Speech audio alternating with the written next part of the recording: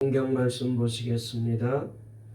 지난 시간에 이어서 똑같은 말씀입니다. 호세아서 6장 1절 말씀부터 오늘은 6절까지입니다. 구약 성경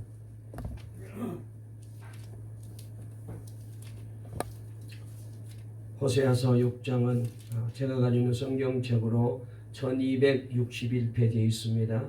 1261쪽에 있는 구약 성경 호세아서 6장 1절 말씀부터 오늘은 6절까지 우리 다 같이 함께 말씀을 합독하시도록 하겠습니다. 우리 영상으로 예배 드리는 분들 명절 잘 보내고 계시죠? 말씀을 같이 읽도록 하겠습니다. 읽겠습니다. 시작. 오라 우리가 여호와께로 돌아가자. 여호와께서 우리를 찢으셨으나 도로 낫게 하실 것이요 우리를 치셨으나 싸매어 주실 것임이라. 여호와께서 이틀 후에 우리를 살리시며 셋째 날에 우리를 일으키시리니 우리가 그의 앞에서 살리라. 그러므로 우리가 여호와를 알자. 힘써 여호와를 알자. 그의 나타나심은 새벽빛같이 어김없나니 비와 같이 땅을 적시는 늦은 비와 같이 우리에게 임하시리라 하니라. 에브라임아 내가 내게 어떻게 하랴. 유다야 내가 내게 어떻게 하랴. 너희의 인애가 아침 구름이나 쉬 없어지는 이슬 같도다. 그러므로 내가 선지자들로 그들을 치고 내 입의 말로 그들을 죽였노니 내 심판은 빛처럼 나오느니라. 나는 인애를 원하고 제사를 원하지 아니하며 번제보다 하나님을 아는 것을 원하노라. 아멘. 우리 설 명절을 맞이했기 때문에 우리 앞뒤 좌우에 있는 분과 인사를 나누겠습니다. 새해 복 많이 받으세요. 소원이 이루어지시기 바랍니다. 늘 건강하세요. 할렐루야. 오늘 많이들 못 오실 줄 알았는데 그래도 멀리 계시는 분들이 다 오셨어요. 우리 유정연 집사님 제주도에서 오셨습니다. 우리 박수 한번 쳐드릴까요? 네, 우리 사모랑 이제 한 2년 전인가요? 제주도 가서 집사님 가게 갔거든요. 어디냐면 성산 일출봉 옆에 하나로마트에서 아주 제일 크게 이제 분식집을 하시는데 저는 롯데마트에서 하시다가 그리로 갔어요. 그래서 기도해드리고 그래서 잘 기쁘게 만났는데 다시 이렇게 교회까지 와서 너무 감사합니다. 그때 어서 빨리 이거 빨리 정리하고 빨리 서울 올라가서 교회 섬기고 싶습니다. 그랬는데 계획이 세워졌나요? 아직은 좀 더 장사해서 돈을 벌어야 될 것 같아요. 와서 빨리 오시면 좋겠네요. 그래서 늘 제가 문자 보내면은 항상 빠지지 않고 답도 보내주시고 너무 감사합니다. 제주도도 오셨고 저기 세종시에 우리 광호 지연 부부도 오셨고 또 우리 대천에 조동우 집사님도 오셨고 또 우리 신내동에 있는 윤덕현 집사님도 오셨고 머리 사실 분이 다 오셨는데 너무 감사합니다. 다시 한번 인사 나누겠습니다. 복 있는 한 해가 되시기 바랍니다. 감사합니다. 오늘 설교 제목 한번 따라해 보실까요? 여호와를 힘써 알자. 오늘 제목으로 말씀을 드리면서 같이 은혜 받으려고 합니다. 이 제목으로 제가 지난 주일날 말씀을 드렸는데 아마 말씀을 여러분들이 마음판에 새기고 계실 것이라고 생각되는데요. 다시 한번 이 말씀을 가지고 좀 더 구체적으로 말씀을 살펴보려고 합니다.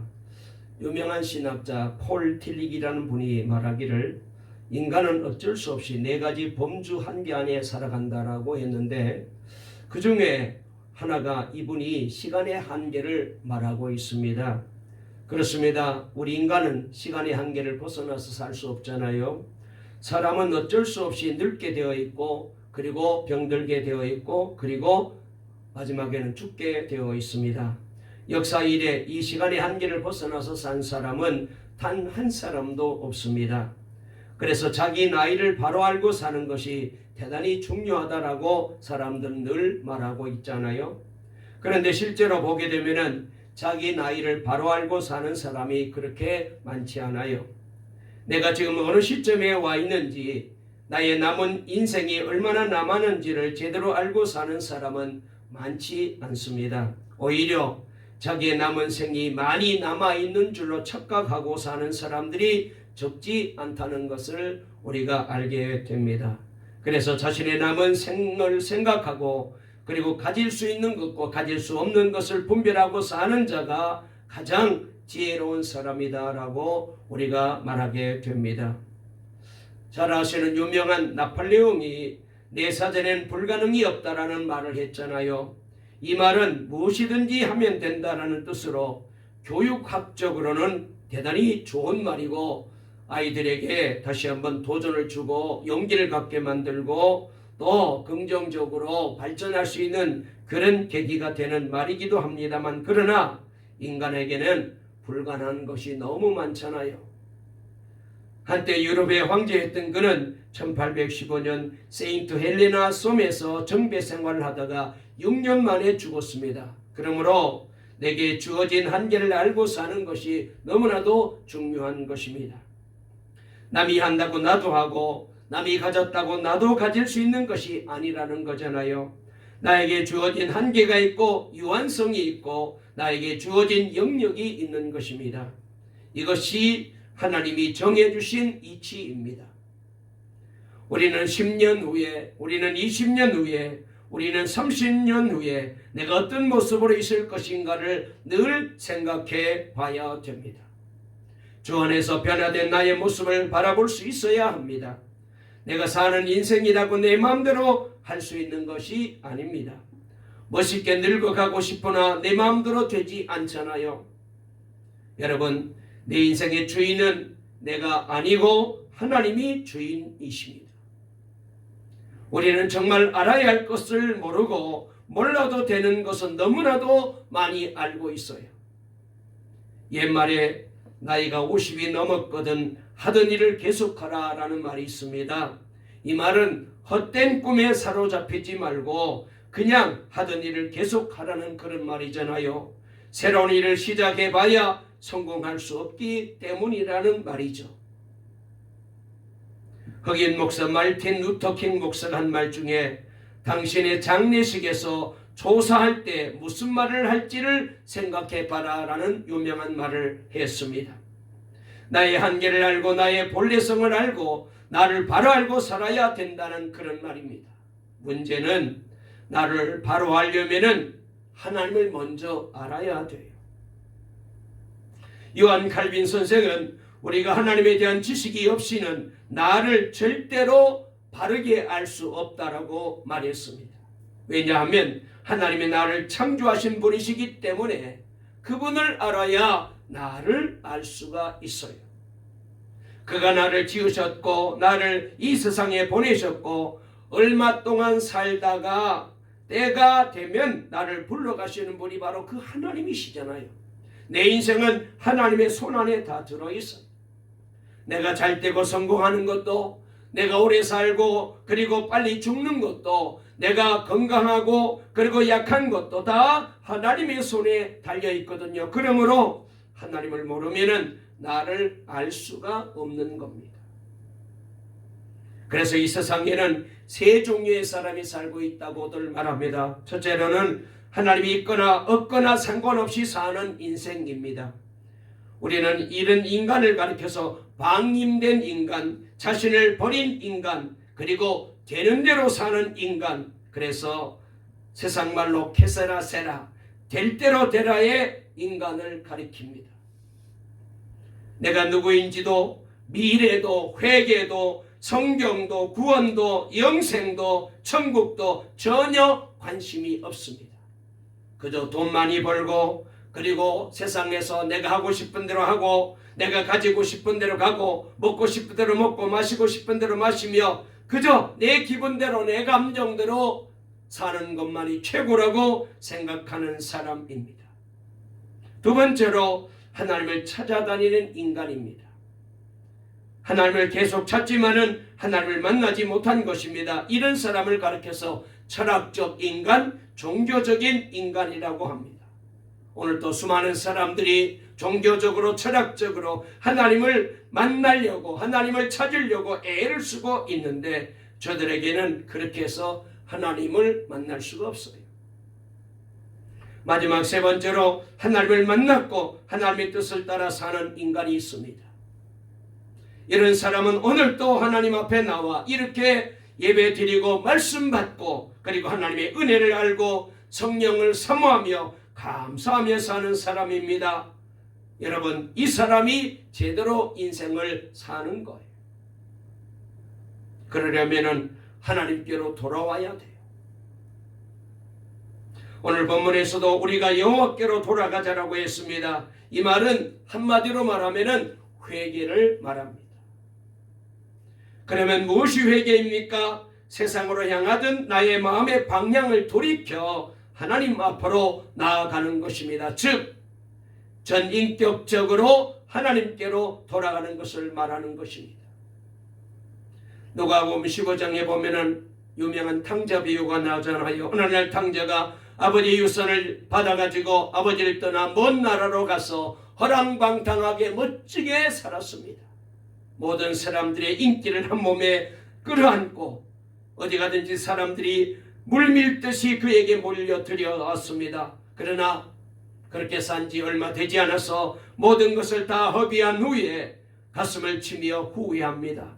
눈물을 흘리며 괴로워합니다. 아, 나는 아버지의 마음을 아프게 한 불효자로다. 여러분, 이렇게 아무리 울고 회개해도 여러분, 이것은 진정한 회개가 아닙니다. 그가 돌이켜 일어나 아버지께로 돌아오는 행위가 바로 회개입니다. 돌아와야 돼요. 회개를 오해하지 말아야 됩니다. 죄를 지었으면 눈물로 회개 기도해야 됩니다. 가슴을 치며 철회하며 회개해야 됩니다. 그리고는 그동안 행하였던 모든 죄악의 습관을 다 수독하고 그리고는 하나님께로 돌아와야 회개가 성립이 되는 거예요. 각서를 써도 소용없습니다. 돌아서는 행동이 있어야 회개가 이루어지는 거예요. 정말 회개했는지 아는 것은 다시는 그 죄악의 구렁텅이로 돌아가지 않는 거예요. 그렇지 않고 마치 개가 토하였던 것을 다시 이제 핥아먹고 돼지가 씻었다가 더러운 구덩이에 도로 넣는 것처럼 알면서도 또다시 같은 죄를 짓고 있다면 그 사람은 회개한 것이 아닙니다. 여러분, 그래서 신앙은 행동이 중요해요. 사상이나 감상이 아닙니다. 신앙은 있으나 행동이 없으면 그건 신앙이 아니에요. 사상에 불과할 뿐입니다. 신앙은 우리의 변화된 행동이나 삶이 증거가 되는 거예요. 그 사람이 신앙이 있는지 믿음이 있는지 행동을 보면 알아요. 그래서 야고보서 2장 14절 말씀에 내 형제들아, 만일 사람이 믿음이 있노라 하고 행함이 없으면 무슨 이익이 있으리요? 그 믿음이 능히 자기를 구원하겠느냐 그랬어요. 그리고 17절 말씀에 보면은 이와 같이 행함이 없는 믿음은 그 자체가 죽은 것이라고 성경은 분명하게 진단하고 있습니다. 여러분, 신앙생활에서 입만 가지고 행동이 없으면 죽은 것입니다. 아무리 선교합시다, 땅끝까지 복음을 전합시다, 구제합시다, 아무리 외쳐도 선교헌금 안 하면서 헌신이 없으면서 그렇게 외치는 것은 그 신앙은 사람들이 볼 때는 그럴싸해 보이고 좋게 보이지만 죽은 신앙이라는 거예요. 그래서 야고보서 2장 22절에 믿음이 행함과 함께 일하고 행함으로 믿음이 온전하게 되느니라 그랬어요. 내 믿음이 온전해지려면 그 말씀을 들은 대로 행동이 나와야 돼요. 실천이 있어야 돼요. 삶이 보여야 됩니다. 오늘 본문에서 여호와를 힘써 알자라고 말했습니다. 여기서 이 알자라는 말은 야다라는 말인데 경험적으로 아는 것을 말한다고 이미 지난 주일날 설교에서 말씀의 뜻을 알려드렸습니다. 남에게 들어서 하는 것이 아니라 내가 사랑하고 내가 봉사하고 내가 섬기고 내가 순종의 봄으로 체험적으로 아는 것을 야다라고 말하는 것입니다. 알다라는 그 뜻입니다. 그래서 이렇게 내가 직접 하나님을 체험한 신앙은 여러분 절대로 흔들리지 않잖아요. 내가 경험해 봤기 때문에, 내가 체험해 봤기 때문에. 그래서 유명한 칼 바르트라는 신학자는 하나님은 볼 수는 없으나 체험적으로는 알 수 있는 분이시다라고 유명한 말을 했어요. 체험을 통하여 하나님을 알 수 있어요. 그리고 중세기 신학자 안셈이라는 분이 있는데 참 이분이 유명한 분입니다. 아주 우리 기독교의 이 교리를 잘 그렇게 세운 분인데, 이분이 말하기를 이렇게 말했어요. 나는 하나님을 알기 위해서 믿는다라고 유명한 말을 했어요. 알고 믿는 것이 아니라 믿는 가운데 체험하게 되고, 그래서 점점 하나님을 알아가게 된다는 거예요. 그래서 우리는 자꾸 사람들 아이고 나는 아직까지도 뭔지 모르겠어요, 무슨 말인지 모르겠어요, 그래서 교회 나가는 게 불편해, 그런 분 있잖아요. 먼저 와서 자꾸 예배 드리고 말씀을 들어라. 그렇게 되면 점점 하나님을 알아가게 된다는 거. 여러분, 우리가 예수 믿기 전에 하나님에 대해서 완벽하게 알고 교회 나오는 사람 한 사람도 없습니다. 믿다가 보니까 하나님이 이런 분이구나, 하나님이 이런 사랑을 내게 주셨구나, 하나님이 나를 이렇게 구원의 길로 인도하시는구나, 지금도 하나님이 살아계셔서 내 삶을 이렇게 이끌어 주시는구나 깨닫게 되는 거예요. 오늘 본문 6절을 보면은 여호와께서 찢으셨으나 도로 싸매어 주실 것이라고 말했습니다. 그렇습니다. 하나님은 때때로 우리의 마음을 갈기갈기 찢으실 때도 있고 하나님의 진노로 우리를 엄하게 때리실 때도 있어요. 그러나 그 진노 속에 하나님의 사랑이 있고 그 채찍 안에 생명의 말씀이 들어있고 하나님의 약속이 있고 구원이 있고 놀라운 은혜가 있어요. 그래서 우리가 때로는 하나님께서 우리에게 고난의 골짜기로 몰아넣으실 때에 겉으로 보면은 힘들고 어려워 보이지만, 그러나 그 고난의 골짜기에 들어가서 거기서 우리가 하나님의 사랑을, 하나님의 은혜를 체험할 때가 얼마나 많아요.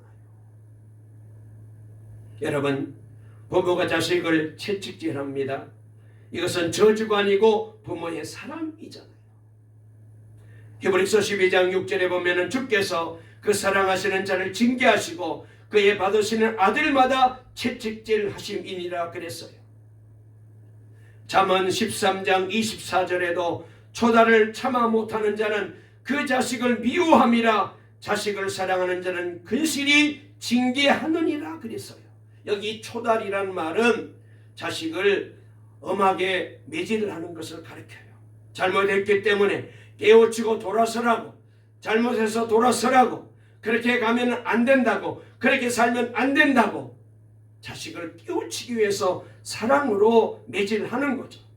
그래서 잠언서는 자식이 잘못되었을 때 초달을 참아 못하는 사람은 그 자식을 미워하는 짓이라는 거예요. 내 자식이 지금 망하는 길로 가는데, 멸망의 길로 가는데 그냥 가만히 자식이 싫어한다고, 야단치면은 싫어한다고, 그리고 잔소리하면 싫어한다고 그냥 내버려 두면은 그 자식을 미워하는 거라는 거예요. 정말로 내가 그 자녀를 사랑한다면은 잘못했으면 야단을 쳐야죠. 그 길로 가면 안 된다고, 그렇게 살면 안 된다고 싫어하지만 해야 돼요. 그게 바로 자식을 사랑하는 부모이죠. 오늘 본문 말씀에서도 여호와께서 우리를 찢으셨으나 도로 낫게 하실 것이요 우리를 치셨으나 싸매어 주실 것임이니라 그랬습니다. 여러분, 그래서 우리 주님의 손길은요 치유의 손입니다. 그래서 내가 할 일은 회개하는 것입니다. 회개만 하면 됩니다. 부모는 보면요 종아리를 때렸지만은 잠든 아들의 다리를 어루만져 주며 부모님이 우시잖아요. 아이고 이 자식아, 그래 얼마나 아팠니? 많이 아팠지. 때린 부모의 마음이 더 아프고 더 마음이 아리잖아요. 여러분, 매를 들기만 하면은 벌벌 떠는 아이가 있는가 하면은 어떤 아이는 아무리 때리고 야단쳐도 그냥 말 안 듣고 자꾸 도망가는 아이가 있습니다. 여러분, 그러면 부모가 아이에게 매질을 하다가 지치게 됩니다. 그리고는 나중에 뭐라고 말하는 게, 야 이놈의 자식아, 잘못했다고 한마디만 해. 그러면 내가 매 안 때릴 텐데 왜 그렇게 자꾸 고집을 부려. 한마디만 잘못했다고 하면 내가 매를 거둘 텐데. 여러분, 그 말씀이요 이사야에서도 있어요. 이사야 1장 5절에 보니까 너희가 어찌하여 매를 더 맞으려고 더욱 패역하였느냐. 이 말씀은 온몸이 매 맞은 흔적이 가득해서 상처가 되었는데도 불구하고 왜 회개하지 않느냐. 하나님이 지쳐서 그런 한탄의 말씀을 하시는 거예요. 잘못했다고 한마디만 하면 된다. 잘못했다고 하나님 아버지 잘못했습니다. 회개하면 될 텐데 왜 그렇게 고집부려. 돌이켜 회개만 하면 하나님의 사랑과 치유가 임하게 됩니다. 여러분, 지금 우리가 살고 있는 이 시대는 정보 홍수 시대라고 말하지 않습니까? 그러나 하나님을 아는 지식은 점점 줄어가고 있습니다. 하나님 앞에 안 나와요. 하나님 앞에 나와서 예배드리고 그래도 그나마 신앙을 유지하던 사람들도 점점 하나님의 곁을 멀리 떠나고 있습니다. 그러므로 1절 오라 우리가 여호와께로 돌아가자. 여러분, 이 말씀이 놀라운 말씀입니다. 여기에 치유의 역사가 일어나고 3절에 힘써 여호와를 알자. 여기에 은혜가 있고 여기에 구원이 있고 여기에 행복이 있는 것. 자, 우리 다시 한번 본문으로 돌아가서 한번 말씀을 같이 읽어볼까요? 우리 다 같이 1절 말씀 한번 읽어보겠습니다. 시작. 오라 우리가 여호와께로 돌아가자. 여호와께서 우리를 찢으셨으나 도로 낫게 하실 것이요 우리를 치셨으나 싸매어 주실 것임이라. 아멘. 3절 말씀도 읽어볼까요? 시작. 그러므로 우리가 여호와를 알자. 힘써 여호와를 알자. 그의 나타나심은 새벽빛같이 어김없나니 비와 같이 땅을 적시는 늦은 비와 같이 우리에게 임하시리라 하니라. 아멘. 자, 그러면 지난주와 오늘 말씀을 드리면서 왜 우리가 힘써 여호와를 알아야 될까요? 거기에 대해서 제가 말씀을 드리고 오늘 설교를 마치려고 합니다. 첫째로 왜 우리가 힘써 하나님을 알아야 되느냐? 주께로 돌아가기 위함입니다. 필립 카츠라는 컴퓨터 파일을 압축하는 집 기술을 세계 최초로 개발하여 엄청난 돈을 번 사람이 있습니다. 아마 우리 젊은 분들은 다 아실 터인데 필립 카츠라는 사람이 이 집 기술을 개발했어요. 그런데 그가 2000년 4월 14일 미국 중서부 위스콘주 미러키의 싸구려 호텔 방에서 시체로 발견되었어요. 마시다만 위스키병이 왼손에 쥐어져 있었고 머리는 무엇에 부딪혀 한쪽이 움푹 패어 그렇게 크게 상처를 입고 죽어 있었습니다. 이 사람은 한때 수천억 장자로 돈 많은 재벌이었던 사람이라고 믿어지지 않을 정도로 초라한 얼굴로 그 호텔 방에 쓰러져서 죽어 있었습니다. 그는 23살에 획기적인 압축 프로그램을 개발했고 PK 웨어라는 유명한 회사를 차려서 마이크로소프트 회사와 IBM 등 세계적인 회사들을 고객으로 확보하여 일순간에 어마어마한 돈을 벌어 백만장자에 뛰어들었고요. 주체할 수 없는 돈을 그는 가지고 있었습니다. 미국의 매스컴이 매일 그에 대하여 말하고 모든 사람들이 천재라고 칭찬했습니다. 그런데 그렇게 돈을 많이 벌었지만 그는 자기 인생을 절제할 힘이 없었어요. 돈을 제대로 관리할 힘이 없었습니다. 그래서 마음대로 산 거예요. 술을 마시고 방탕하기 시작합니다. 얼마 있지 아니하여 술 중독자가 되고 여자 중독에 걸리고 말았습니다. 완전히 술과 여자로 재산을 모두 탕진했습니다. 그 결과 몇 년 후에 빈털터리가 되어 싸구려 호텔방을 전전하다가 37살의 젊은 나이에 비참하게 그의 인생이 끝난 거예요.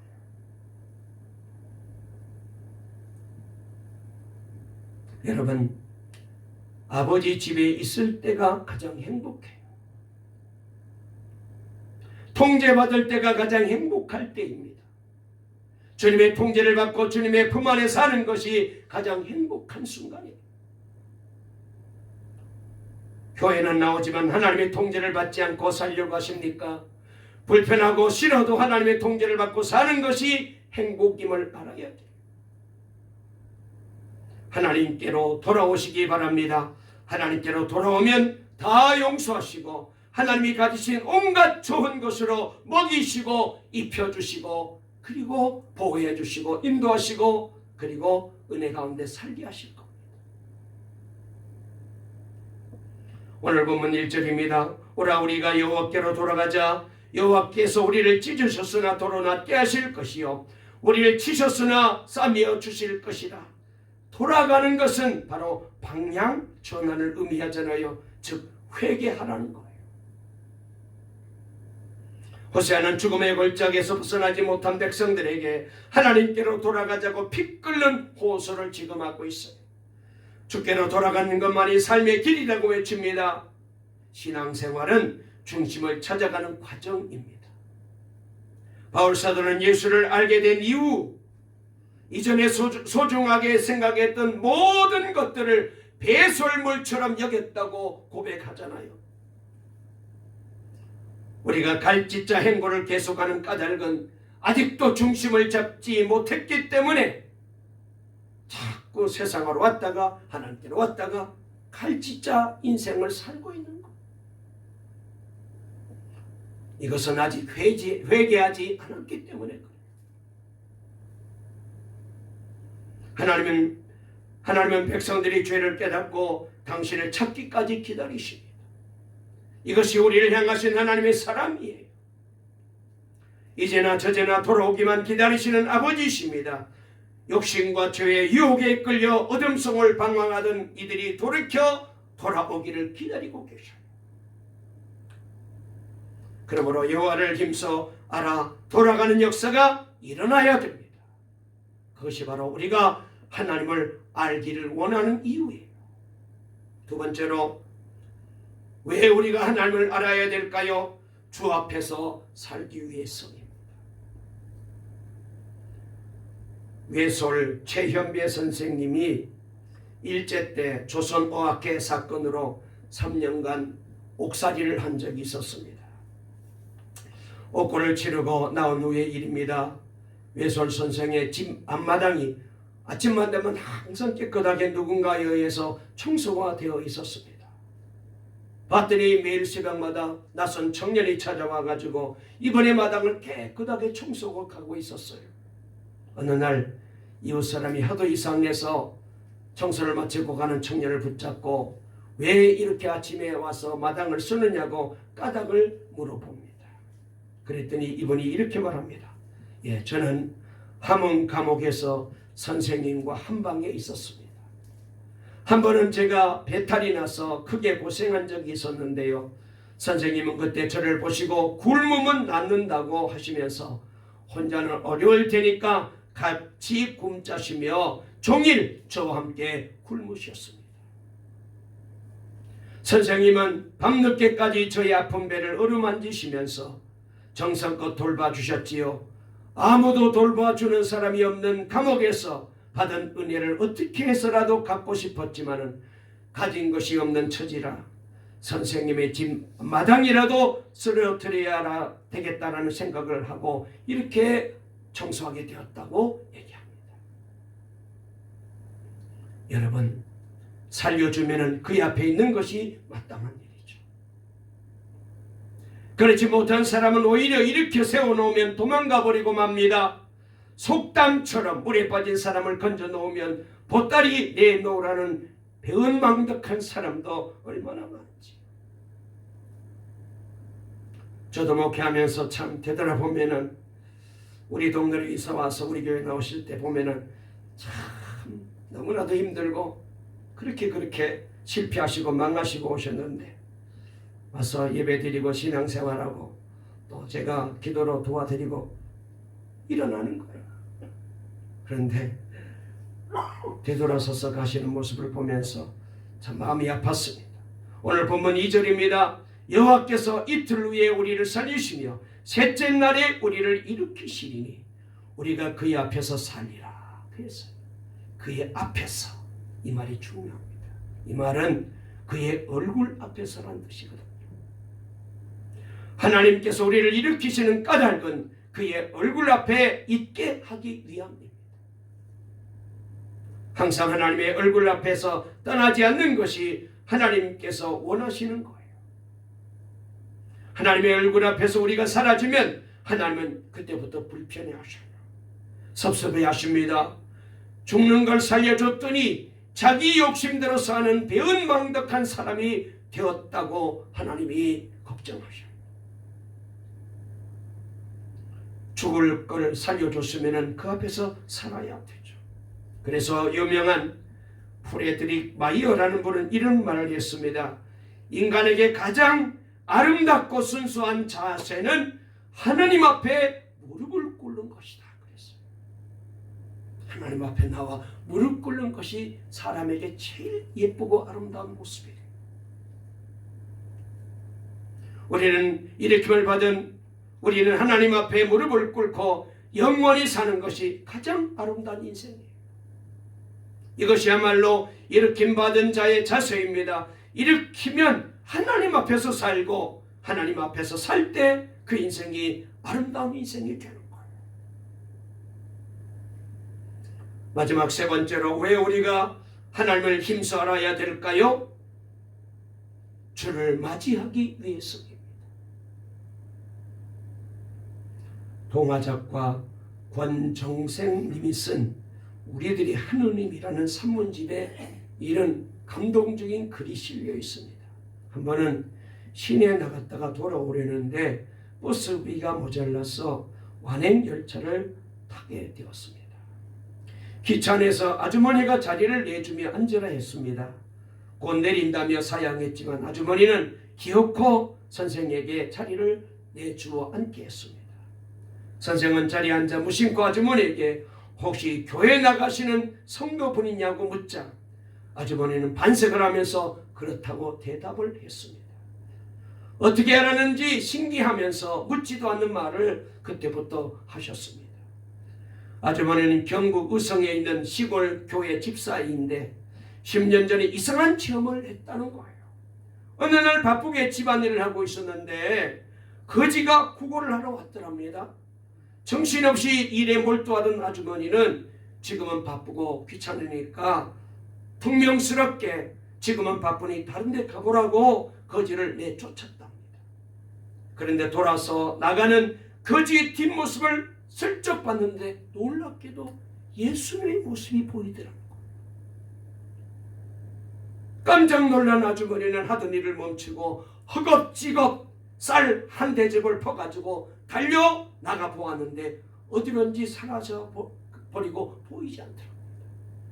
혹시나 해서 옆집으로 또 옆집으로 서서히 살펴보았지만은 역시 헛사였대요. 집으로 돌아온 아주머니는 주저앉아 통곡을 합니다.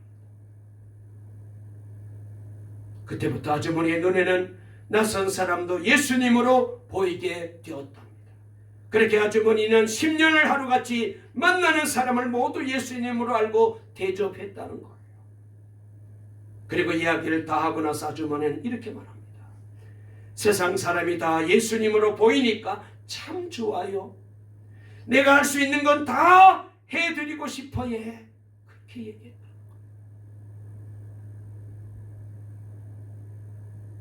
예수를 진리와 생명으로 고백한다는 것은 이 마음으로 사는 것 아니겠어요? 언제 예수께서 오신다 해도 맞이할 수 있도록 힘써 여호와를 알아야 합니다. 권 선생은 이야기 끝에 이런 글을 적어놨습니다. 이때까지 들은 설교 중에 진짜 설교를 들었다고 이분이 거기다가 덧붙여놨어. 예수 잘 믿어서 복받은 이야기 말고 예수 만나 삶이 변화된 이야기를 들을 때마다 우리의 가슴이 뜨거워집니다. 자, 다시 한번 마지막으로 오늘 6장 3절 다시 한번 읽어볼까요? 다시 한번 읽어보겠습니다. 시작. 그러므로 우리가 여호와를 알자. 힘써 여호와를 알자.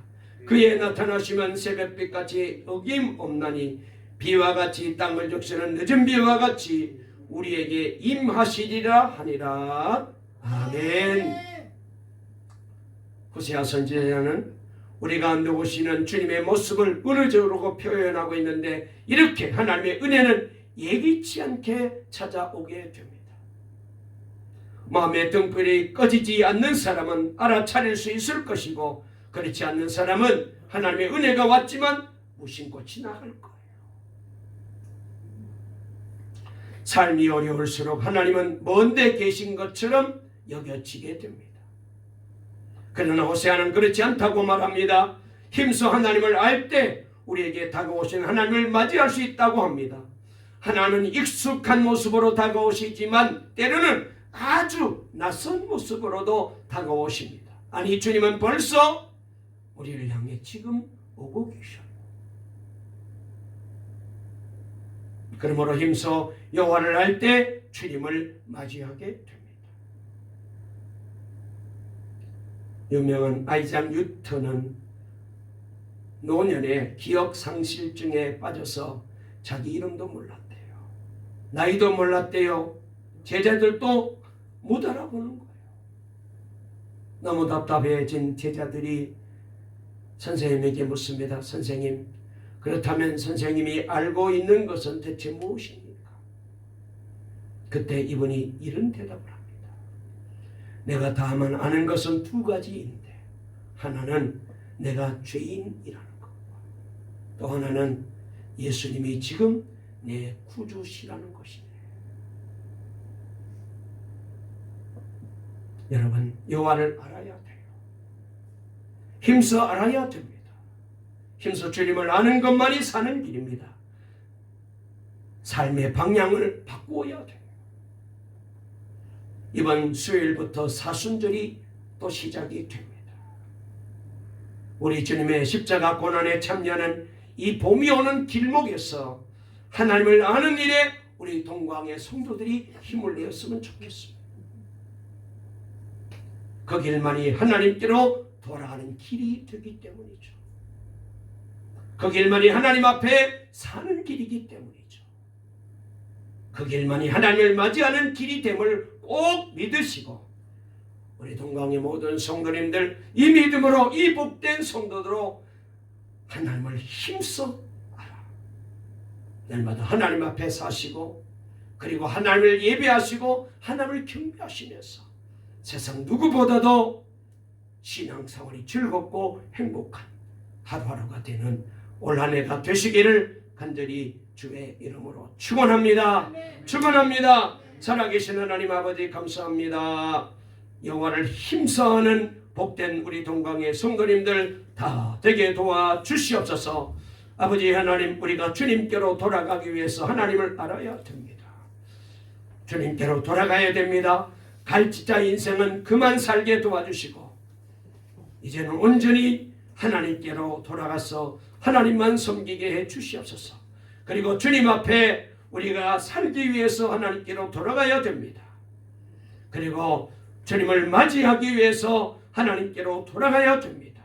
올 한 해 우리 동강의 모든 성도 이 신앙으로 살아가는 복된 새해 꼭 되게 해 주시옵소서. 예수님의 이름으로 간절히 기도 올리옵나이다. 아멘.